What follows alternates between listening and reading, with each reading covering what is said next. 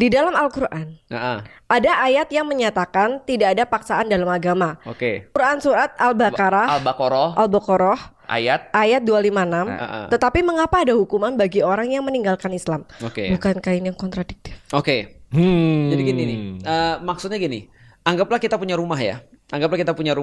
Rumah kita itu kita nggak pernah maksa orang masuk tuh. Maka ketika ada orang masuk, terus kemudian ketok-ketok dia, Assalamualaikum, Waalaikumsalam. Oh ya, ada apa mas? Saya boleh masuk ke rumah? Boleh. Nah berarti kan itu kan boleh masuk tuh. Nah sebelum dia kemudian di luar rumah, nggak ada tuh aturan rumah bagi dia. Tapi begitu dia masuk rumah, maka aturannya aturanku. Masuk akal nggak?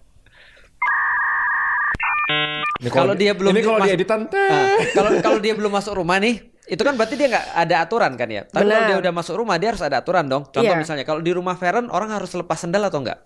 Nah kalau di Amerika enggak tuh. Kalau di Amerika kita masuk pakai sepatu tuh, karena aturan di situ adalah pakai pakai alas kaki ketika masuk ke rumah. Tapi di Asia biasanya dia lepas sendal ketika di rumah, betul kan ya?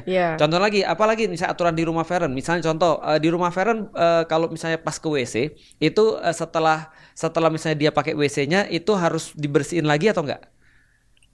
Dibersihin lagi. Nah itu aturan tuh. Nah berarti kalau dia udah masuk, berarti dia ikut aturan. Tapi kalau dia misalnya belum masuk, dia nggak akan dipaksa.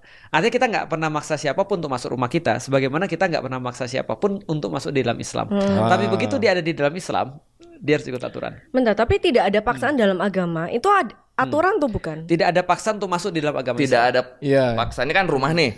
Lu mau ngetok mau enggak dipaksa. Rumah itu Islam. Iya kan? Orang lu enggak maksa kan orang masuk ke rumah itu kan. Tapi kalau udah masuk rumahnya lu harus ikutin aturannya. Betul.